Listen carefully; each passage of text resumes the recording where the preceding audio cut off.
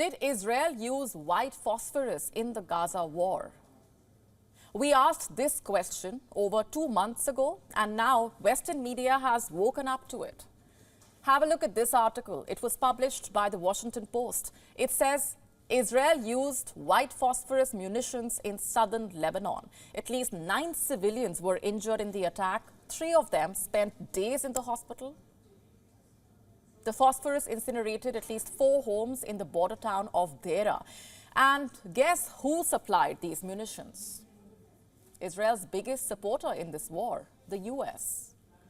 That's right. According to the report, the remnants of artillery rounds fired into Lebanon resemble those produced by the United States. And these rounds are fired from howitzers, and they are filled with white phosphorus.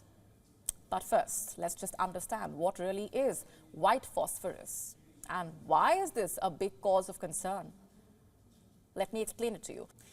White phosphorus is a waxy yellowish chemical with a pungent odor. It is highly inflammable. It burns quickly and brightly when exposed to air. White phosphorus produces heavy smoke and is very difficult to put out. And now comes the dangerous part. White phosphorus can cling on to surfaces. This includes skin and clothes. And if exposed to the skin, it can cause severe burns, even down to the bone. And that is not even the half of it. Inhaling its smoke can cause respiratory damage. Flash burns can cause blindness. And worst, it leaves behind chemicals that can cause failure of the liver, kidneys, heart. The use of this substance in war zones is not banned outright. Troops use phosphorus to produce white smoke, and this helps them hide their movement. It is also used for signaling friendly troops, marking targets, for producing light. But what's important to know here is that the use of white phosphorus near civilians is banned under the United Nations Convention. It is unlawful to airburst white phosphorus in populated urban areas. It can burn down houses, causing unthinkable harm to civilians. Israel, however, has not signed the UN Convention on certain conventional weapons, but the US has. So why is it supplying white phosphorus munitions to Israel if it is? Every year, the US sends military arms worth billions of dollars to Israel, and this also includes white phosphorus. What does the White House have to say about this? The spokesman for the National Security Council, John Kirby, has expressed concern. He said the administration would ask questions and try to learn a bit more about the use of white phosphorus. That's all that America had to offer. And what can it even say? The US itself has used white phosphorus in Iraq and Vietnam. And now Israel is doing the same.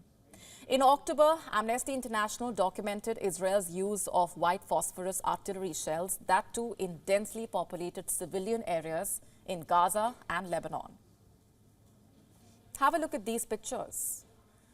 They show the characteristic ribbons of white phosphorus smoke falling over Lebanon on the 16th of October. These visuals were verified by Amnesty. WION could not independently verify them.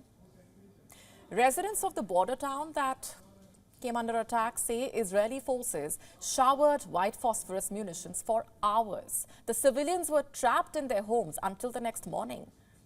They now refer to the attack as the Black Night. So what did Israel have to say for itself? The IDF says that it used white phosphorus to create smoke screens. It has claimed that the use complied with international law. But here's my question. The rounds were fired well into the evening, even overnight.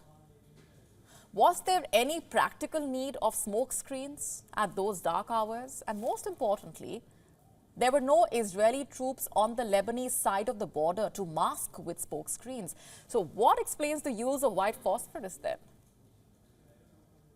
Israel, by the way, has a history of doing so. The human rights claims that Israel used US-made white phosphorus munitions in its 22-day offensive in Gaza in 2009. In 2013, the Israeli military pledged it would no longer use the incendiary weapon in populated areas. WION now available in your country. Download the app now. Get all the updates on the move.